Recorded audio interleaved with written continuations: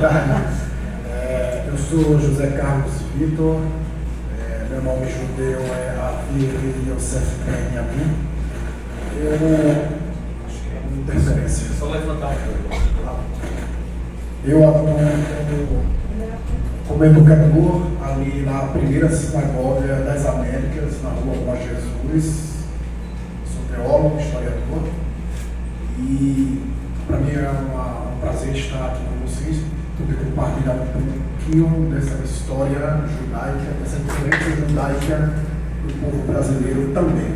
Somos um povo mestiços, então temos bastante influências de todos os povos que vieram aqui colonizar o Brasil e, consequentemente, contribuíram para o progresso do país.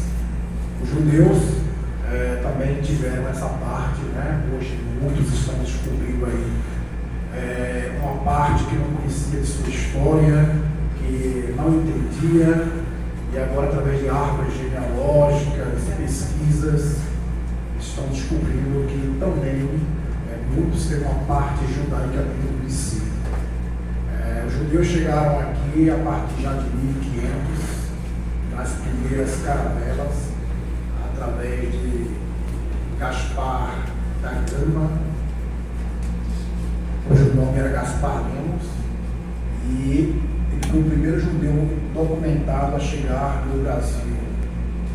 A partir de então, os judeus que estavam fugindo da Inquisição em Portugal e na Espanha passaram a investir nas caravelas, nos descobrimentos, e começaram a entrar aqui como cristãos novos. Essas histórias não vão constar nos livros de histórias, tá? É um tempo muito difícil, e a partir de 1999, quando, através de escavações, puderam ver que ali na Rua com Jesus existia uma sinagoga no século XVII por pelo menos 18 anos ativa, muita coisa começou a sair do baú ou literalmente debaixo da terra. Com a descoberta dessa primeira sinagoga das Américas, todo o país começou a saber que houve uma rua chamada Rua dos Judeus, em que judeus vindos da Holanda, na época de Maurício de Nassau, foram grandes investidores na cana-de-açúcar, chegando a ser senhores de engenhos. Duarte Saraiva, cujo nome judeu era Davi Sênior Coronel, chegou a ter 6 engenhos de cana-de-açúcar. Esse período em que os judeus estavam aqui foi um período de curta tolerância durante 24 anos de domínio holandês. Os holandeses eram calvinistas, portanto eram mais tolerantes aos judeus, e os judeus serviam de intérpretes para eles. Os judeus naquela época falavam um dialeto chamado latino, que era uma mistura de hebraico com português, falava o holandês e falava o português. Nesse intermédio, muitos deles tiveram aí um espaço em que eles puderam também investir na cana-de-açúcar. Algum tempo depois, alguns anos depois, 200 famílias de Amsterdã pediram permissão à UTI das Ilhas Ocidentais para se instalarem em Recife. Essas 200 famílias vieram e, com essa aglomeração na Vila dos Arrecifes, que era o nome desse município naquela época, eles formaram ali uma grande comunidade onde puderam aqui nascer judeu, viver como judeu e morrer judeu, porque construíram uma sinagoga, uma escola e um cemitério. Todo um ciclo de vida. Esses judeus, eles contribuíram para a construção da primeira ponte do Brasil, conhecida hoje como Ponte Maurício de Nassau. Esses judeus, através de uma judia chamada Branca Dias, cujo muitos de vocês têm ela também como ascendente, basta pesquisar.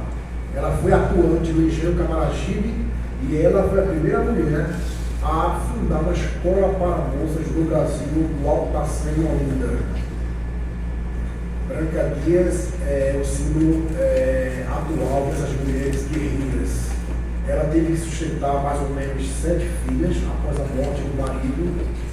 Ela atuou também como senhora de engenho e na primeira visitação da Inquisição em Pernambuco, em Olinda, o inquisidor veio especialmente para buscá-la e levá-la. Ela foi denunciada com cerca de 12 acusações.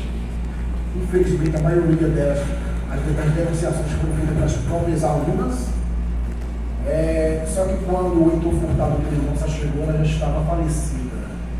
Como o número de denúncias era muito grande, ele pediu para desenterrar os ossos dela e levar para Portugal para ser queimada em alto inferno. Em esses fins, fizeram uma boneca e colocaram o nome dela e do marido, e ela foi queimada ali simbolicamente, porque a Inquisição não poderia perdoar uma pessoa que teve tantos números de denúncias. Esses judeus resistiram, né? Uma história de resiliência ao longo dos seus mais de 3.000 anos de existência. E em 1654, quando finalmente os holandeses se renderam aos portugueses, a sinagoga ela foi fechada e os judeus receberam 3 meses de prazo para irem embora.